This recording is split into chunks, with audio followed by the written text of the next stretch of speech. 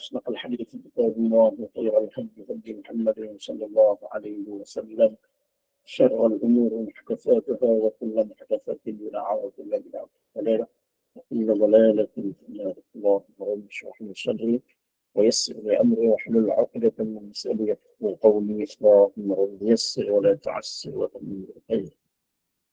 السلام عليكم ورحمة الله وبركاته. Alhamdulillah bersyukur kepada Allah Subhanahu wa taala. Dan Allah Subhanahu wa taala masih lagi memberikan kesempatan kepada kita untuk dapat sama-sama kita bersua secara maya pada pagi ini di dalam majlis perkongsian ilmu tauhid daripada kitab Al-Fiqh Al-Akbar. Terima kasih kepada pihak SPAQ di atas pengurusan program perkongsian ilmu yang sangat-sangat baik ini, insya-Allah. Jadi insya-Allah pada pagi ini kita sambung perkongsian ilmu kita masih lagi daripada bab, ada sikit lagi bab berkenaan dengan perjanjian alam arwah. Kalau bagi sesiapa yang ada buku boleh tengok pada muka surat 55. Muka surat 55. Kita terus sambung kepada tempat kita berhenti dalam kuliah yang lepas. Setelah sebelum ini kita telah bincangkan berkenaan dengan perjanjian di alam arwah, di alam ruh. Saya rasa saya tak perlu ulang lagi apa yang telah kita bincangkan pada kuliah yang lepas dengan hadis yang menunjukkan kepada perkara tersebut. Kita sambung seterusnya. Manusia diciptakan dengan fitrah iman, yakni kecenderungan beriman dan tunduk beribadat kepada Allah Subhanahu wa taala.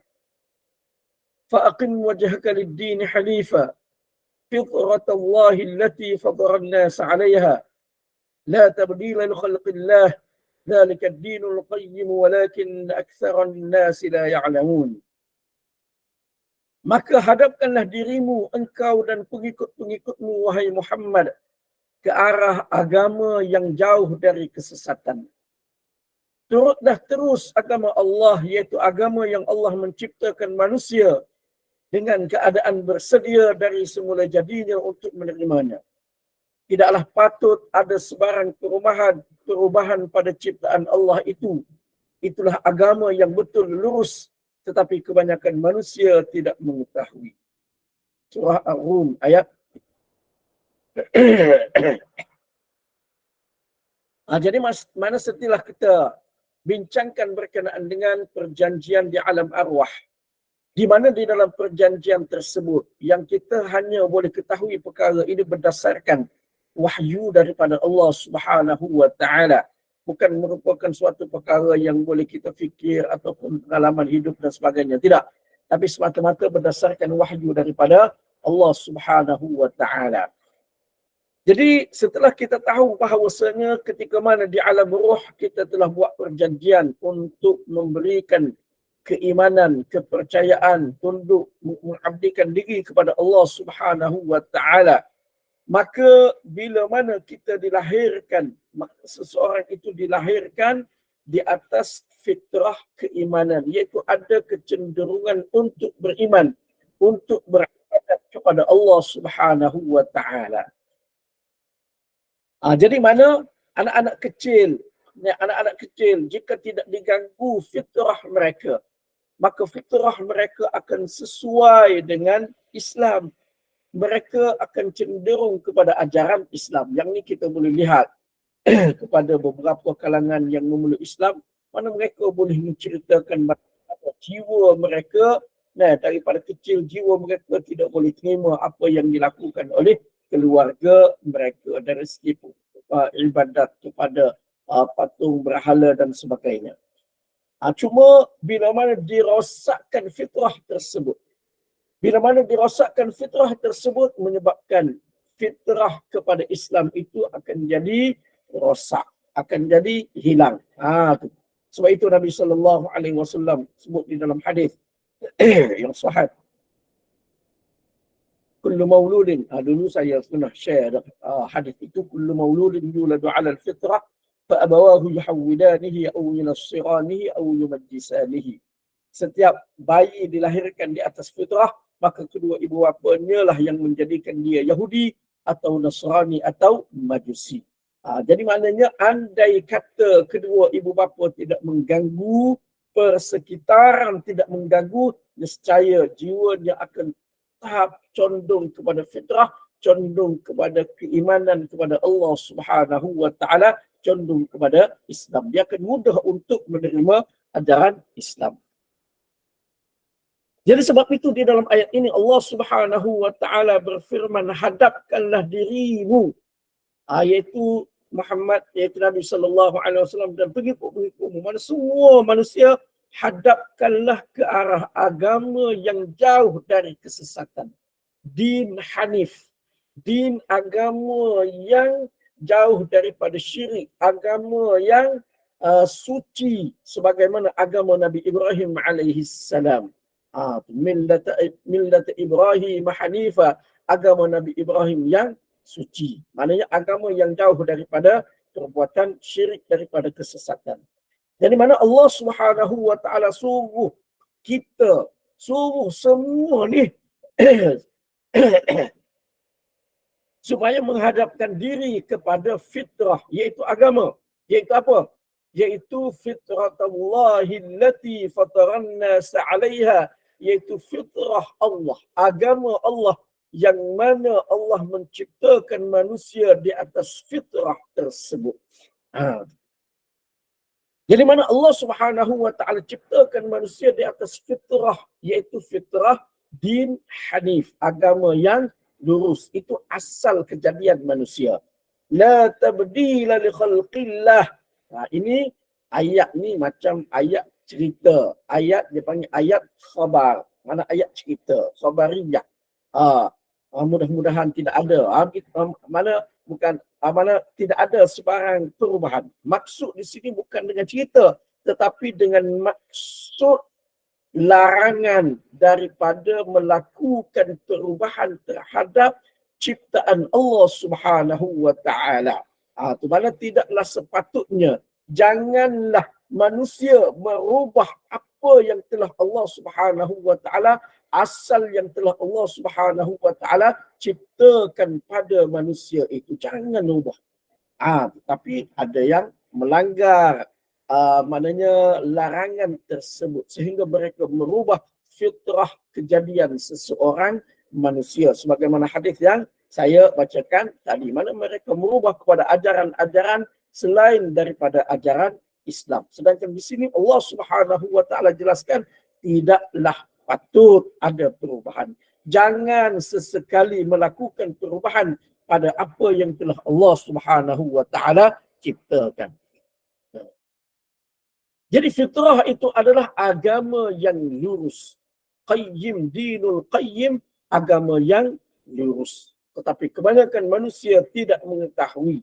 Maknanya tidak mengetahui bahawasanya mereka dijadikan di atas fitrah, agama yang lurus. Sebaliknya mereka merasakan bahawasanya mereka diciptakan mengikut agama datuk nenek mereka, keturunan mereka dan sebagainya. Fitrah untuk menerima Islam seperti bumi yang subur untuk pertanian. Wahyu pula ibarat air hujan yang turun dari langit.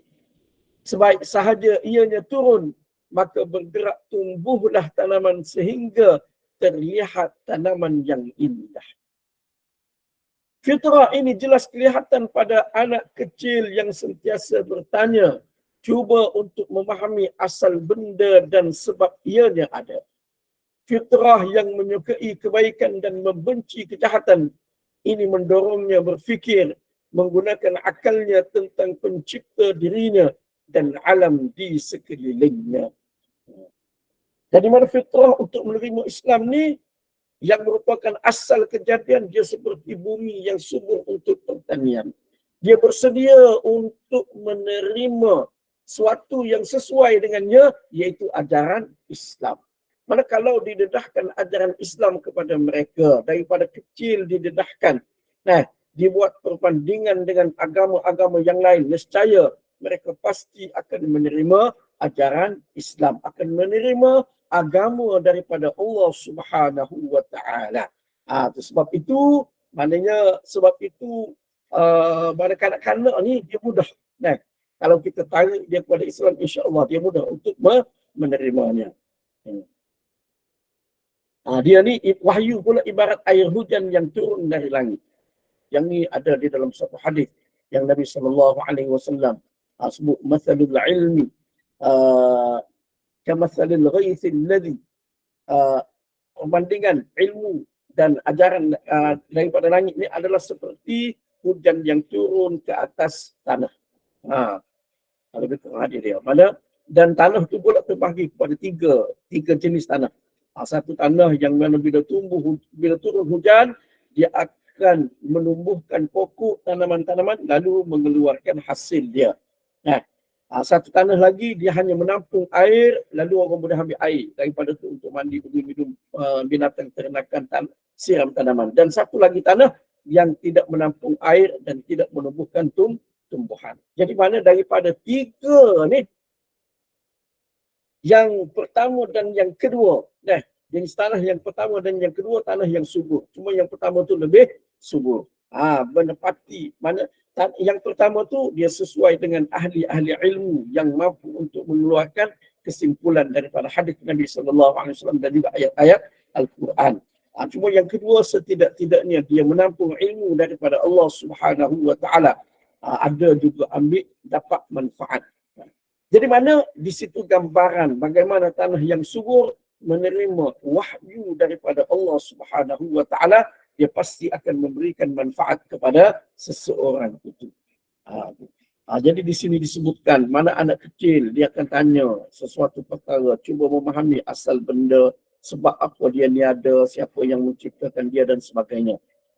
Jadi yang ni kalau diasuh, dibawa betul-betul, mana bimbing betul-betul, dia akan membawa kepada mengenali pencipta dan seterusnya beriman kepada Allah Subhanahu wa taala. Jadi itulah sebagai tambahan kepada apa yang telah kita bincangkan berkenaan dengan perjanjian di alam arwah sebelum ini. Kita sambung kepada tajuk yang seterusnya. Perbuatan manusia adalah dengan ikhtiarnya. Walam yajbur ahadan min khalqihi 'ala al-kufri wala 'ala al-imani wala khalqahu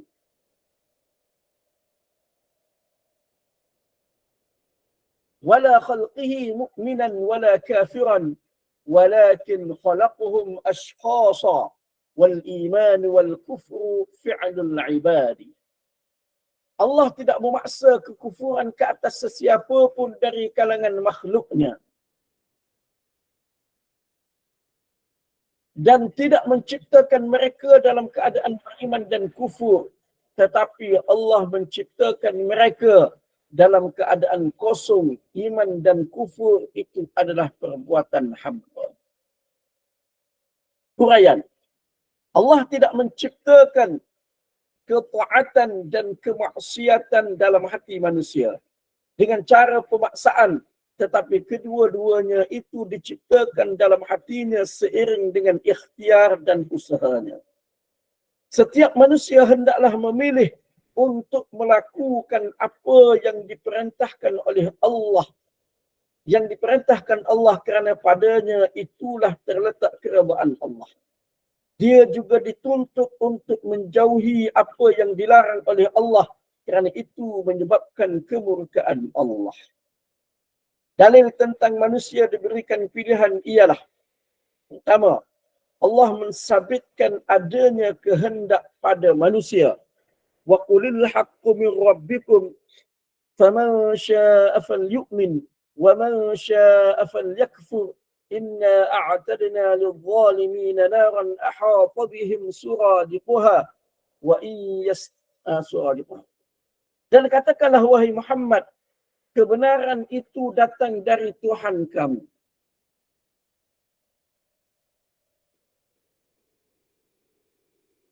Maka sesiapa yang mahu beriman hendaklah ia beriman, dan sesiapa yang mahu kufur ingkar biarlah dia mengingkarinya, kerana kami telah menyediakan bagi orang-orang yang berkelaku zalim itu api neraka yang melingkari mereka laksana tembok.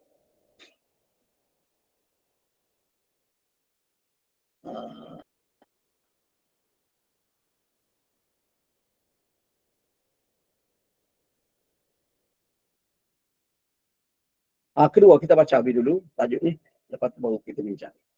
Kedua, Allah menitahkan kepada manusia perintah dan larangan. Sekiranya manusia tidak mempunyai pilihan dan kemampuan, tentu itu ia dikira.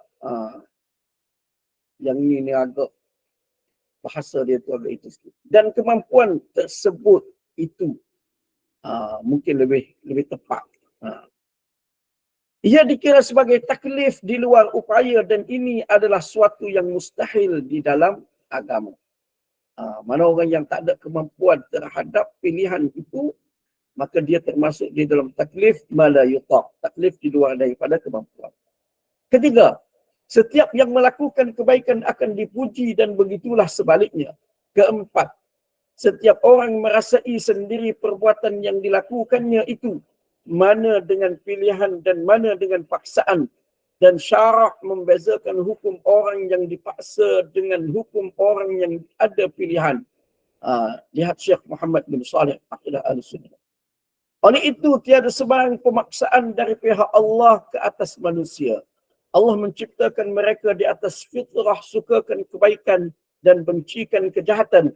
Antara perkara kebaikan ialah mensyukuri pemberi nikmat yang merupakan suatu kesedaran supaya beriman.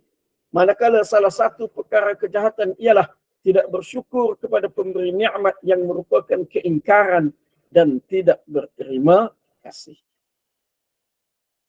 Jadi sebelum ini kita telah membicarakan berkenaan dengan takdir. Dan saya telah kemukakan sebelum ini berkenaan dengan takdir, berkenaan dengan iradah kauniyah.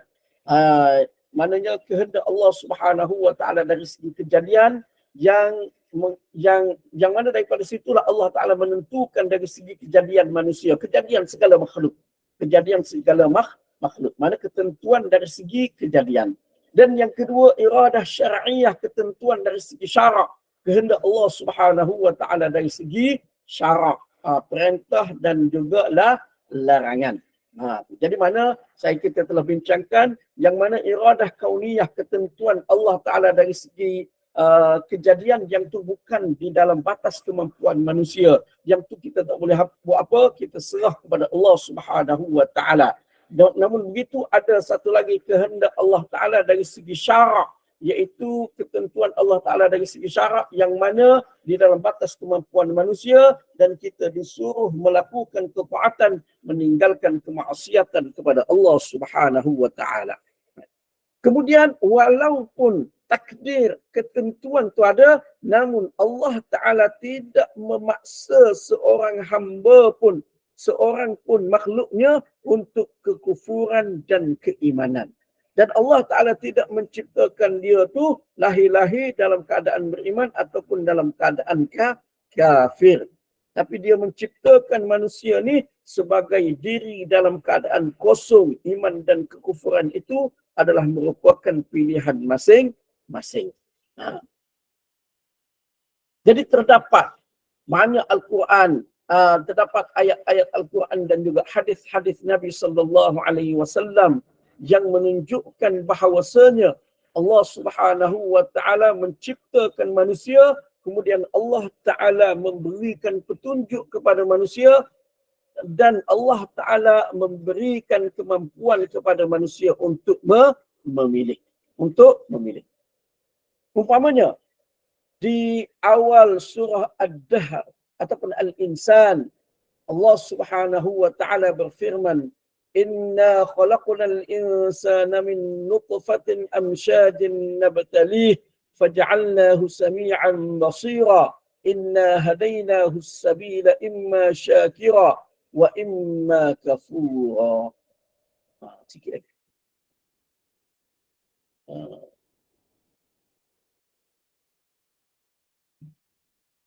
Sesungguhnya kami telah menciptakan manusia.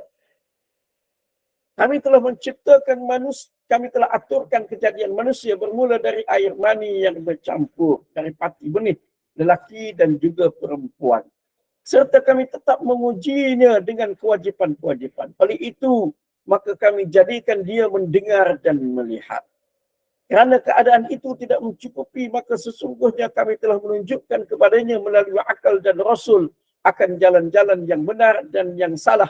Maka terserahlah kepadanya sama ada dia bersyukur dengan beriman dan taat atau dia berlaku kufur dengan mengingkari kebenaran atau menderhaka.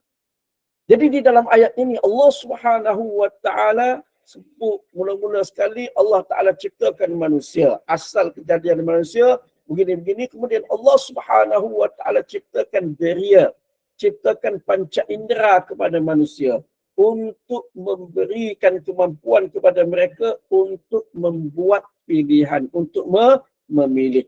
Dia boleh tengok, dia boleh dengar, dia boleh fikir, dia boleh pilih.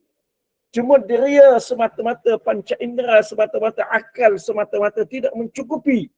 Perlu kepada pengutusan seseorang Rasul. Jadi kerana itulah Allah Subhanahu wa taala utuskan seorang Rasul untuk memberikan petunjuk, untuk menunjukkan jalan kepada mereka.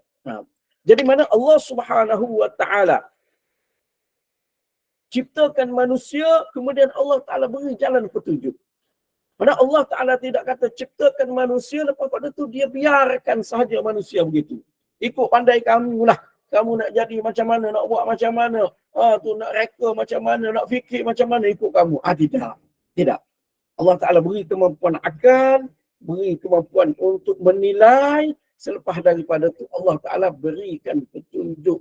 Hantarkan Rasul kepada setiap umat, setiap kaum. Supaya apa? Supaya Rasul dapat memberikan petunjuk wahyu daripada pencipta manusia. Daripada pencipta manusia. Jadi selepas daripada tu Allah Ta'ala beri kehendak. Seperti dalam ayat dalam buku kita ni. وَمَنْ شَاءَ فَمَنْ شَاءَ فَلْيُؤْمِنْ وَمَنْ شَاءَ فَلْيَكْفُرْ.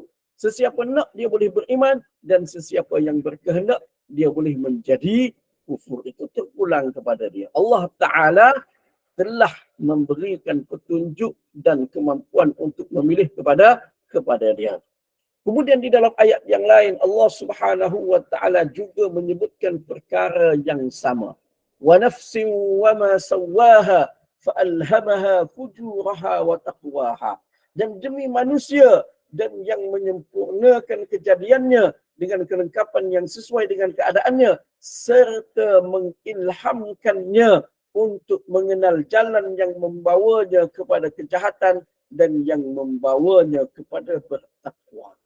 Mana Allah Subhanahu wa taala bersumpah dengan diri manusia dan juga dengan dia. Bersumpah dengan diri manusia yang dia ciptakan dan bersumpah atas namanya yang telah menyempurnakan kejadian manusia. Menyempurnakan kejadian manusia dengan pelbagai keperluan yang sesuai dengan keadaan manusia. Yang sesuai dengan manusia. Kemudian selepas daripada itu Allah Ta'ala mengilhamkan kepada manusia itu supaya apa? Supaya mereka dapat mengenali mana yang baik dan juga mana yang buruk. Jadi maknanya Allah Subhanahu wa taala, kalau kita tengok, mana Allah Taala ciptakan manusia, beri kemampuan di dalam kejadian dia. Seperti dalam ayat tadi dengan panca indera, kemudian Allah Taala beri akal, beri ilham, maksudnya beri kuasa, beri kemampuan untuk memilih daripada ilham tersebut. Lalu dia memilih sama ada dia nak memilih kepada fujur, jalan kesesatan, ataupun takwa, jalan kebaikan. Itu maknanya di sini juga menunjukkan perkara yang sama. Allah Ta'ala tidak memaksa manusia. Sebaliknya Allah Subhanahu wa Ta'ala beri jalan, beri ilham, beri panduan melalui Nabi-Nabi alaihi wassalatu wassalam kepada mereka. Begitu juga di dalam ayat yang lain. InsyaAllah saya akan kemukakan beberapa dalil daripada Al-Quran dan hadis yang menunjukkan bahawasanya Allah Ta'ala beri kemampuan pilihan kepada manusia. وَهَدَيْنَاهُ النَّجْدَيْنِ dan kami telah menunjukkan kepadanya dua jalan, jalan kebaikan untuk dia lalu dan jalan kejahatan untuk dijauhi. Dan seterusnya terpulang atas dia. Yang dia pilih itulah yang akan diberikan ganjaran oleh Allah Subhanahu wa taala. Sebagaimana di dalam ayat وَمَا كَانَ لِنَفْسٍ أَن تَمُوتَ إِلَّا بِإِذْنِ اللَّهِ كِتَابًا مُؤَجَّلًا وَمَنْ يُرِدْ ثَوَابَ الدُّنْيَا نُؤْتِهِ مِنْهَا وَمَنْ يُرِدْ ثَوَابَ الْآخِرَةِ نُؤْتِهِ مِنْهَا وَسَنَجْزِي الشَّاكِرِينَ. Dan tiap-tiap makhluk yang bernyawa tidak akan mati melainkan dengan izin Allah. Sesiapa yang berkehendak, iaitu ketetapan ajal yang tertentu masanya yang telah ditetapkan oleh Allah. Sesiapa yang menghendaki balasan dunia, kami berikan bahagiannya dari balasan dunia itu. Dan sesiapa yang menghendaki balasan akhirat, kami berikan bahagiannya dari balasan akhirat itu. Dan kami pula akan beri balasan pahala kepada orang-orang yang bersyukur. Surah Ali Imran ayat 145. Jadi di dalam ayat ini Allah Subhanahu wa taala ya.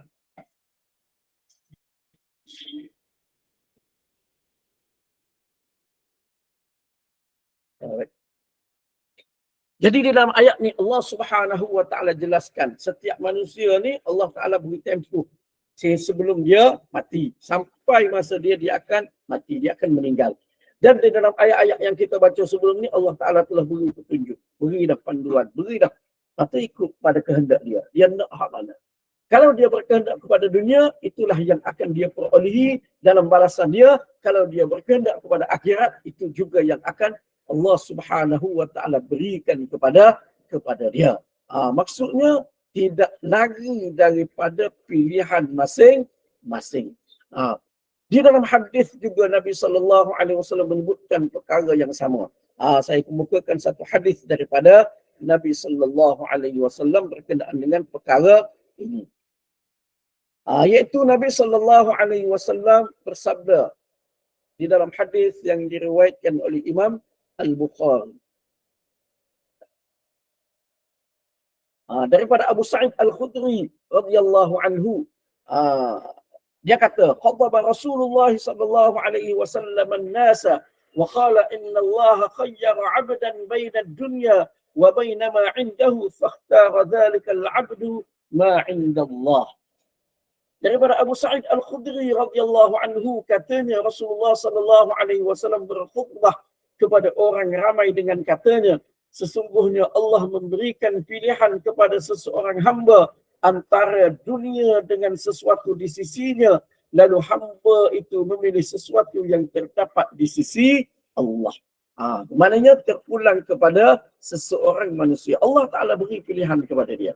Jadi mana di sini Nabi SAW jelaskan, Allah Ta'ala beri pilihan kepada manusia, lalu seseorang manusia itu memilih. Dia nak memilih dunia yang segera, ataupun dia nak memilih sesuatu yang di sisi Allah, iaitu balasan akhirat.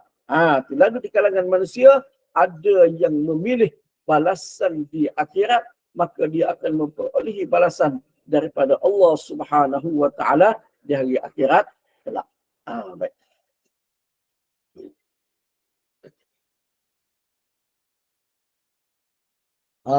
Kemudian seterusnya,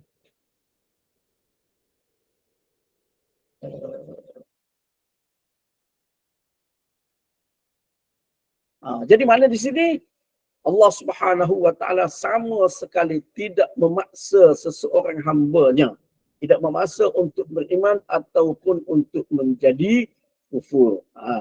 Jadi mana terpulang ke atas dia.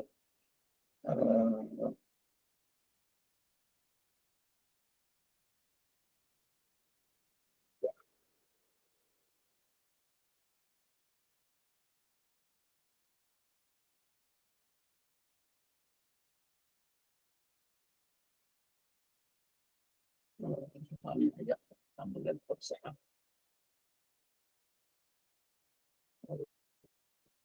Kemudian seterusnya, di sini juga Allah Ta'ala menitahkan kepada dia perintah dan larangan. Yang ni saya telah kemukakan sebelum ni, ayat-ayat Al-Quran berkenaan dengan perintah dan juga larangan. Ada yang saya berkenaan dengan pilihan ataupun paksaan. Mana letak?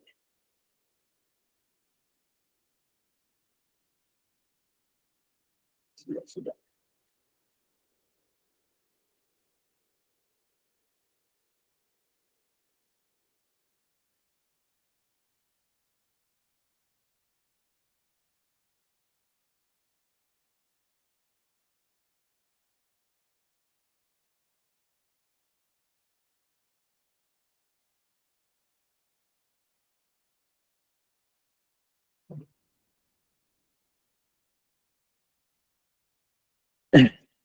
Kemudian di sini juga disebutkan, setiap orang melakukan kebaikan akan dipuji dan begitulah sebaliknya.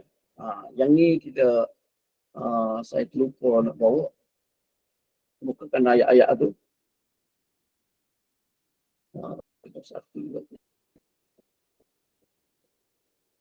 Kemudian setiap orang merasai sendiri perbuatan dia tu sama mana yang dengan pilihan dan mana yang dengan paksaan.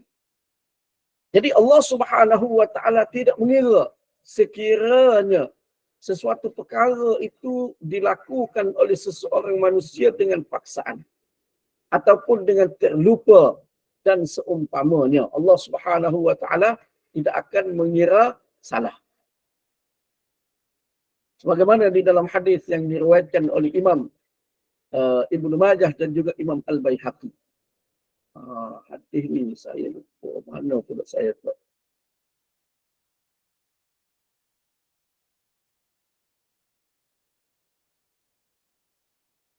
Tak apa, sekejap. Saya copy paste ada ini.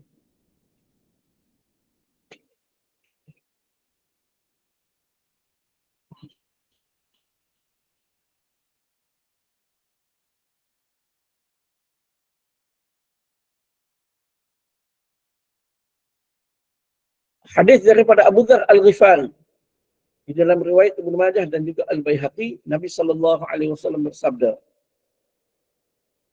"Inna Allah tajawaza an ummati al-khata'a wan nisyan wa mastukrihu alaihi." Sesungguhnya Allah Subhanahu wa taala memaafkan daripada umatku kesilapan, lupa dan yang merupakan sesuatu paksaan ke atas mereka. Hadis riwayat Ibnu Majah dan Baihaqi. Jadi maknanya sesuatu yang di luar daripada batas kemampuan manusia, terlupa, tersilap, itu di luar daripada batas kemampuan manusia. Yang tu Allah Subhanahu wa taala tak kira. Allah Taala hanya kira yang dalam batas kemampuan manusia sahaja. Begitu juga yang dipaksa. Bukan dalam bentuk paksaan, yang tu juga tidak dikira oleh Allah Subhanahu wa taala. Bahkan kalau kita tengok di dalam Al-Quran, Allah Subhanahu wa taala menjelaskan orang yang dipaksa untuk kufur pun tidak dikira oleh Allah Subhanahu wa taala. Seperti di dalam ayat di dalam surah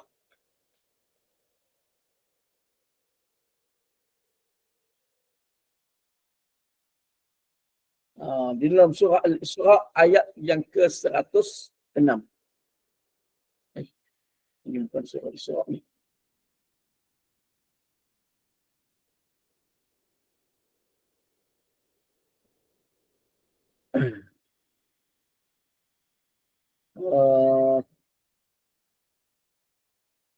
Surah An-Nahl.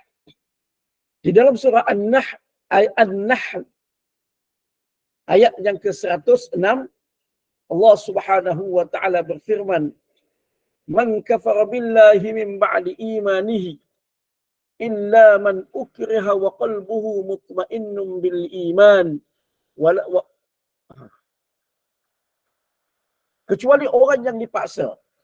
Maknanya orang yang kufur mengucapkan kalimah kufur, maka dia jatuh kufur. Kecuali orang yang dipaksa selepas daripada dia beriman. Orang yang kufur selepas daripada dia beriman, maka dia kufur di sisi Allah Subhanahu wa taala. Kecuali orang yang dipaksa dalam keadaan hatinya tenang dengan keimanan. Yang ini terdapat satu kisah seorang sahabat, kalau tak silap Ammar bin Yasir radhiyallahu anhu. Nabi SAW tanya dia berkenaan dengan zaman jahiliah dia kata teruk zaman jahiliah ini. Lalu Nabi SAW lalu dia cerita kepada Nabi, bila mana ditanya oleh orang kafir tentang berhala, dia jawab bagus betul. Lalu dan ditanya dia berkenaan dengan hati dia kata hati dia tetap dengan keimanan. Maka Nabi SAW kata tidak mengapa. Maknanya dalam situasi seseorang dipaksa sehingga tidak ada pilihan sampai kepada mereka dipaksa untuk kufur pun, Allah Subhanahu wa taala tidak mengira salah perbuatan dia itu. Kerana apa? Kerana tidak ada pilihan padanya. Baik. Jadi sebab itu dalam soal ini tidak ada paksaan daripada Allah Subhanahu wa taala ke atas manusia. Allah Taala ciptakan di atas fitrah, mana bebas manusia boleh pilih antara kebaikan ataupun keburukan yang dia nak lakukan. Itu terserah kepada masing-masing manusia. Baik. Kemudian kita masuk kepada bab yang seterusnya. Ilmu Allah tentang kekufuran dan keimanan manusia. Wa ya'lamu Allah Ta'ala man yakfur fi hal kufrihi kafiran fa idza amana ba'da dhalika 'alimahu mu'minan fi hal imanihi wa ahabbahu min ghairi an yataghayyara 'ilmuhu wa sifatuhu. Allah Jalla Jalaluh mengetahui orang yang kufur dalam keadaan kufurnya sebagai kafir. Dan apabila dia beriman selepas itu, Allah mengetahui dia sebagai beriman dalam keadaan imannya dan dia mengasihinya tanpa berubah ilmu dan sifatnya. Huraian. Sifat ilmu Allah adalah menyeluruh dan merangkumi segala sesuatu, tanpa tersembunyi lalu terluput darinya. Imam At-Tahawi berkata, dan tidak ada sesuatu pun yang tersembunyi dari Allah sebelum dia menciptakan makhluknya, dan dia mengetahui apa yang mereka lakukan sebelum mereka diciptakan. Beliau juga mengatakan, dan sesungguhnya Allah Jalla Jalaluh telah mengetahui sejak azali jumlah orang yang akan masuk syurga dan jumlah orang yang akan masuk neraka. Jumlah tersebut tidak akan bertambah dan berkurang. Kata-kata Imam Abu Hanifah ini sebagai satu penegasan bahawa ilmu Allah itu tidak mempengaruhi apa yang dilakukan oleh manusia, sama ada iman atau kufur, taat atau maksiat. Ilmu Allah tidak menafikan kedudukan manusia sebagai mukallaf yang ditetapkan supaya patuh kepada hukum syarak. Manusia ditaklifkan dengan iman dan peraturan agama dalam keadaan dia tidak mengetahui apakah takdir yang ditetapkan kepadanya. Ini adalah perkara ghaib yang tersimpan dalam ilmu Allah. Dalam pada itu manusia telah diberikan wahyu dan akal, diberikan kalakan dengan dijanjikan syurga, dan diberikan amaran dengan ancaman neraka. Dia diberitahu apakah yang menyebabkan keredaan dan kemurkaan Allah. Apa yang diperintahkan kepadanya itu adalah sesuatu dalam keupayaan dirinya untuk dilaksanakan.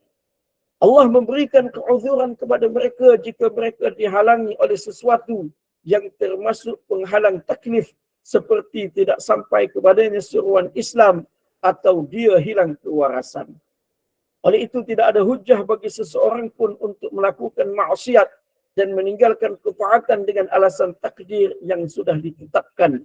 Sebagaimana Allah tidak memaksa iman dan amal ke atas manusia, maka demikian juga keimanan dan perbuatan manusia tidak mengubah sifat ilmu Allah.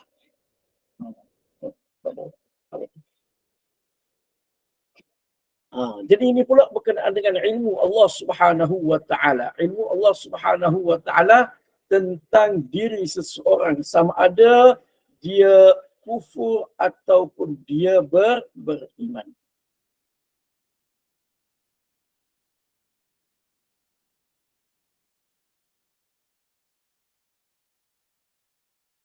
Baik.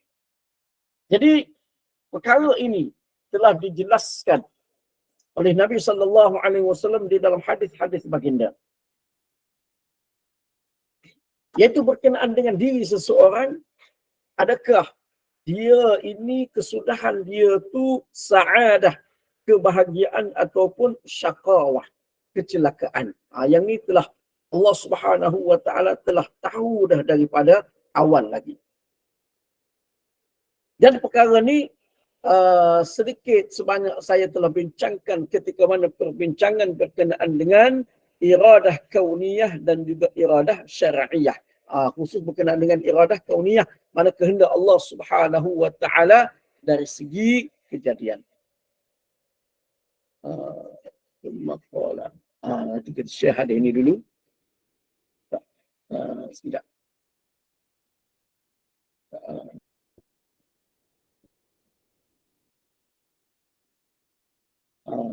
Dia separuh-separuh boleh masuk ni. Jadi mungkin dia jadi petindih ayat yang sama hadis ni. Apa terjemahan ni nanti saya ambil sepotong-sepotong supaya tidak jadi bertindih. Ini satu hadis yang menjelaskan bahawasanya Allah Subhanahu wa taala tahu dah apa yang akan berlaku nasib kepada seseorang hamba di hari akhirat kelak. Tambah sikit ni kopi secara umum sehingga yang terakhir. Cukup juga. Sehingga yang terakhir dari kalangan mereka. Ini pun tak cukup ni.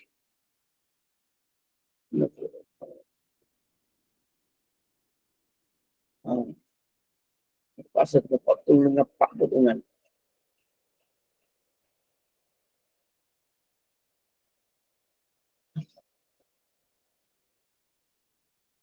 Baik. Baru boleh tengok hadis. Jadi hadis ini agak panjang. Ya, kita baca sikitlah. An Abdullah bin Amr bin Al-As qala kharaja alaina Rasulullah sallallahu alaihi wasallam wa fi yadihi kitabani faqala atadruna ma hadhan al-kitaban faqulna la ya Rasulullah illa an tukhbirana faqala lilladhi fi yadihi al-yumna hadha kitabun min rabbil alamin fihi asma'u ahli al-jannati wa asma'u abaihim wa qabailihim ثم أجمل على آخرهم فلا يزال فيهم ولا ينقص منهم أبدا ثم قال للذي في شماله هذا كتاب من رب العالمين فيه أسماء أهل النار وأسماء آبائهم وقبائلهم ثم أجمل على آخرهم فلا يزال فيهم ولا ينقص منهم أبدا فقال أصحابه ففيما العمل يا رسول الله إن كان أمر قد فرغ منه فقال سددوا وقاربوا فإن صاحب الجنة يختم له بعمل أهل الجنة وإن عمل أي عمل وإن صاحب النار يختم له بعمل أهل النار وإن عمل أي عمل ثم قال رسول الله صلى الله عليه وسلم بيديه فنبذهما ثم قال فرغ ربكم من العباد فريق في الجنة وفريق في السعير. Ini saya copy paste sekali lagi hadis ni. Teks Arab tu yang tidak bertindih. Yang tadi tu dia bertindih. Jadi agak keliru sikit lah. Ini insyaAllah tidak bertindih cuma 2 kali. Okey. Baik. Jadi daripada Abdullah bin Amr bin Al-As radhiyallahu anhu katanya Rasulullah sallallahu alaihi wasallam keluar kepada kami dalam keadaan di tangannya terdapat 2 kitab. Lalu baginda bertanya, pada tangan Nabi itu ada 2 kitab. Baginda Nabi bertanya sahabat, apakah kamu mengetahui apakah 2 kitab ini? Kami menjawab, tidak wahai Rasulullah, kecuali engkau ceritakan kepada kami. Maka baginda berkata merujuk kepada kitab yang terdapat di tangan kanannya, tangan kanan. Ini adalah kitab daripada Tuhan sekalian alam. Di dalamnya terdapat nama-nama ahli syurga, nama datuk nenek dan kabilah-kabilah mereka. Kemudian dikumpulkan secara umum sehingga yang terakhir dari kalangan mereka dengan tidak ditambah dan tidak dikurangkan sama sekali. Kemudian baginda berkata merujuk kepada kitab yang terdapat di tangan kirinya. Ini adalah satu kitab daripada Tuhan sekalian alam. Di dalamnya terdapat nama-nama ahli neraka, nama datuk nenek mereka dan kabilah-kabilah mereka. Kemudian dikumpulkan semua sekali secara umum sehingga yang terakhir dari kalangan mereka. Mana dikumpulkan? Dalam kitab. Dengan tidak ditambah dan tidak dikurangkan sama sekali. Maka sahabat-sahabatnya bertanya, kalau begitu untuk apakah amalan wahai Rasulullah? Jika semua perkara telah selesai, maka Nabi SAW bersabda, perbetulkan amalan dan berusahalah untuk menghampirkan diri kepada amalan yang benar. Kerana ahli syurga akan berakhir amalannya dengan amalan ahli syurga, walaupun dia melakukan apa jua amalan. Dan sesungguhnya penghuni neraka akan disudahi untuknya amalan ahli neraka walaupun dia melakukan apa jua amalan. Kemudian Rasulullah SAW mengisyaratkan dengan dua tangannya dengan melemparkan kedua-dua kitab tersebut seraya bersabda, Tuhan kamu telah menyelesaikan urusan sekalian hambanya, satu golongan di dalam syurga dan satu golongan di dalam neraka. Hadis riwayat At-Tirmidzi. Jadi di dalam hadis ini, mana Nabi SAW keluar dengan bawa dua kitab. Dua kitab tu ulama khilaf lah. Ulama berbeza pandangan. Ada sebahagian ulama mengatakan memang betul ada dua buku di tangan Nabi SAW. Memang betul ada dua buku. Ni, dua buku ni. Dua kitab ni. Lalu selepas daripada Nabi sebut tu, Nabi buat isyarat buang. Lalu Nabi baling. Lalu hilanglah kedua-dua kitab tersebut. Ada juga sebahagian ulama mengatakan tidak, tak ada pun dua kitab tu. Yang ada adalah gambaran sahaja. Nabi buat gambaran. Seolah-olah di tangan dia ada satu kitab dan di kiri dia ada satu kitab. Terlepas pada tu, Nabi SAW buat isyarat balik. Walaupun tak ada apa pun, kosong je di tangan dia tu. Cuma isyarat, Nabi isyarat. Seolah-olah di tangan dia ni ada satu kitab. Di tangan kiri dia ada satu kitab. Seolah-olahnya sedemikian. Jadi di dalam kitab tersebut, di sebelah kanan, Nabi SAW kata dalamnya ada nama ahli syurga, nama tok nenek dia, nama kabilah dia. Jadi ada tu lengkap. Tak mungkin akan berlaku kesilapan. Silap orang ke apa ke tidak. Jadi kemudian dikumpulkan secara umum, secara keseluruhan dikumpulkan dalam buku tersebut, dalam kitab tersebut. Nama-nama mereka ahli syurga. Begitu juga nama-nama mereka ahli neraka di buku sebelah kiri. Dihimpunkan begitu. Lepas pada tu dikumpulkan semua sekali. Himpun juga tulis nama tu dengan nama tu nenek, bin, nama kabilah dan sebagainya supaya tidak berlaku kesilapan. Dihimpunkan secara keseluruhan, kemudian maknanya ditulis di dalam buku tersebut. Kemudian Nabi SAW kata tidak akan ditambah dan tidak akan dikurangkan. Lalu sahabat tanya, kalau macam tu nak beramal, buat apa?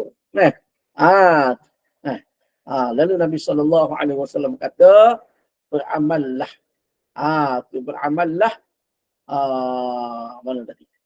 Dan berusahalah untuk menghampirkan diri kepada amalan yang benar. Mana kena usaha? Kena usaha untuk menghampirkan diri kepada amalan yang benar. Sebagaimana kita tengok, diberikan panduan kepada kita, diberikan kitab kepada kita, Rasul mari beri panduan kepada kita. Mana kita boleh tengok, kita boleh pilih daripada panduan Al-Quran dan juga hadis Nabi SAW. Diberi akal kepada kita. Kita pilih. Kita cuba untuk menghampirkan diri kepada kebenaran, kepada jalan yang benar. Jadi dalam soal ini, sebagaimana yang telah kita bincangkan berkenaan dengan qada iradah kauniyah dan iradah syar'iyah. Dari segi kejadian, Allah Ta'ala telah tentukan kepada manusia yang tidak akan berlaku perubahan lagi. Sebab Allah Subhanahu Wa Ta'ala ni dia ada iradah, dia murid, dia berkehendak. Dan dia qadin, dia menentukan. Dia berkehendak dan dia menentukan. Dan dia tidak terpengaruh dengan sesiapa. Sebab apa? Sebab dia Tuhan yang maha kuasa. Tuhan yang merupakan tempat bergantung sepenuhnya. Tempat bergantung sepenuhnya. Cuma sebagaimana yang telah kita jelaskan, saya jelaskan sebelum ni, hak berkenaan dengan ketentuan dari segi kejadian yang tu kita serah kepada Allah Subhanahu wa taala. Kita tak tahu kesudahan kita. Cuma Allah Ta'ala beri panduan kepada kita dari segi iradah syar'iyah. Ketentuan Allah Ta'ala dari segi syarak. Nah, kehendak dia dari segi syarak. Buat kebaikan, dapat pahala, dapat syurga. Buat keburukan, dapat neraka. Ini kebaikan. Nah, tu minum arak, kejahatan. Dedah aurat, kejahatan. Itu Allah Ta'ala dah tetapkan. Dan Allah Ta'ala suruh tinggal yang tu. Allah Ta'ala tetapkan pula sembahyang, kebaikan. Puasa, kebaikan. Dan buat tu dapat pahala. Maka buatlah. Itu ketetapan dari segi syarak yang disuruh oleh Allah Subhanahu wa Ta'ala untuk kita laksanakan ataupun untuk kita tinggalkan. Soal kesudahan kita serah kepada Allah Subhanahu wa Ta'ala. Namun begitu, Allah Ta'ala maha adil. Allah Ta'ala sama sekali tidak melakukan kezaliman kepada hamba-hambanya.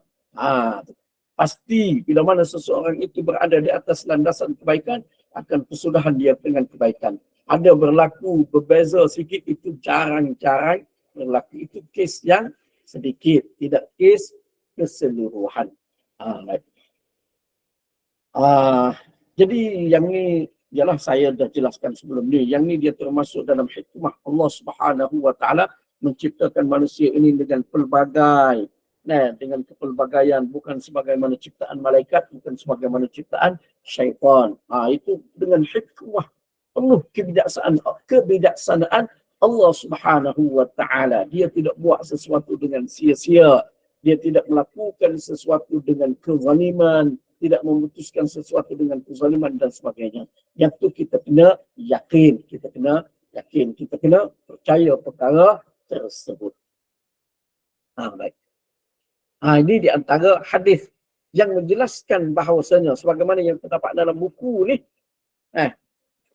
Mana dalam buku yang kita baca ni, Allah Ta'ala tahu orang yang kufur pada ketika dia kufur tu, Allah Ta'ala tahu dia kafir. Bila mana dia beriman selepas itu, Allah Ta'ala tahu dia beriman ketika mana dia beriman. Jadi mana semua dalam pengetahuan, dalam ilmu Allah Subhanahu wa Ta'ala. Dalil dia antaranya hadis yang telah saya kemukakan tadi. Jadi mana semenjak azali lagi Allah Subhanahu wa Ta'ala telah putuskan perkara tersebut. Dan juga di dalam perjanjian di alam ruh, dalam hadis sebelum ini pun saya telah kemukakan hadis ketika mana perjanjian ruh itu Allah Ta'ala telah tunjuk dan keluarkan satu kumpulan zuriat. Yang ini Allah Ta'ala kata ke syurga. Dan yang satu lagi Allah Ta'ala keluarkan pula satu kumpulan zuriat yang lain. Allah Ta'ala kata yang ni ke neraka. Kemudian antara dia satu hadis yang boleh saya kongsikan, satu lagi hadis yang tidak begitu panjang.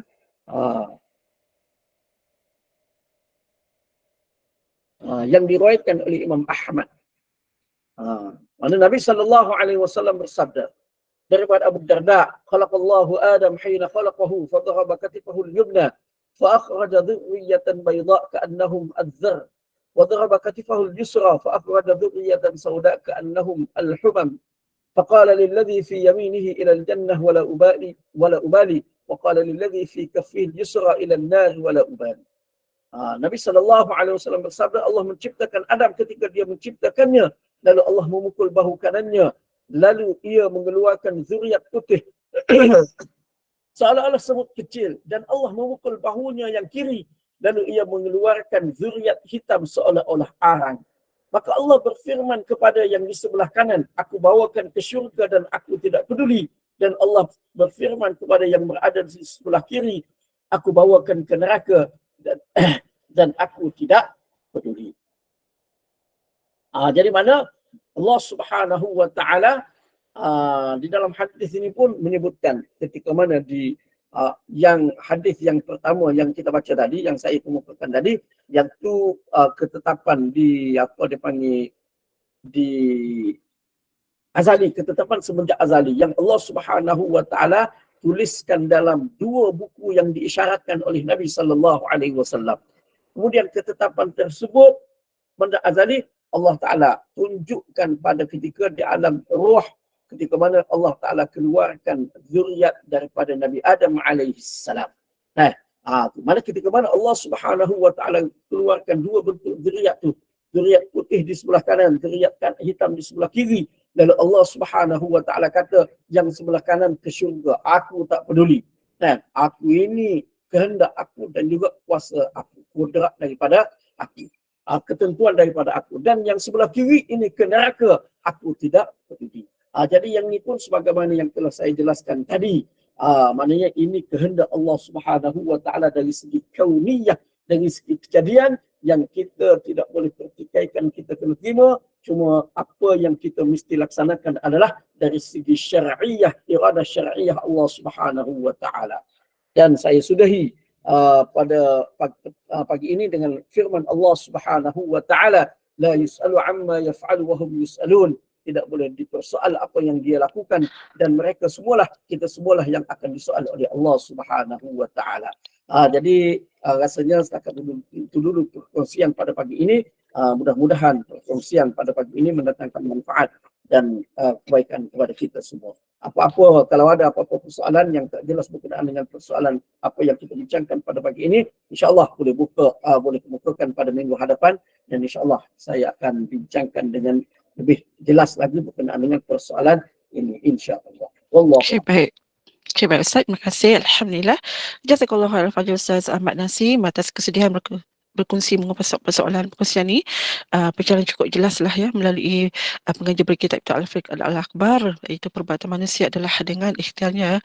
Pilihlah yang baik-baik sesuai dengan tuntunan Allah SWT. Kita adalah makhluk yang bebas tapi terikat. Kita adalah dianugerahkan kekuatan akal sehingga kita ni dapat bertindak sendiri dalam menentukan garis hidup kita dengan cara berikhtiar itu tadi. Dan kita ini adalah manusia yang mempunyai kebebasan dalam berkehendak dan berbuat dalam batasan-batasan yang tertentu. Dan insya-Allah kita akan bersambung lagi Ustaz ya dalam minggu depan, dan saya serahkan kembali kepada Ustaz untuk tutup dulu majlis ini dengan tasbih kafarah dan solat asar. Jadi kita sudahi pertemuan kita pada pagi ini dengan tasbih kafarah dan surah al-asr. Subhanakallahumma wa bihamdika asyhadu an la ilaha illa anta astaghfiruka wa atubu ilaik. Bismillahirrahmanirrahim. Wal 'asri innal insana lafi khusr illa alladhina amanu wa 'amilus solihat wa tawassaw bil haqqi wa tawassaw bis sabr. Wassalamualaikum warahmatullahi wabarakatuh. Waalaikumsalam warahmatullahi wabarakatuh. Terima kasih.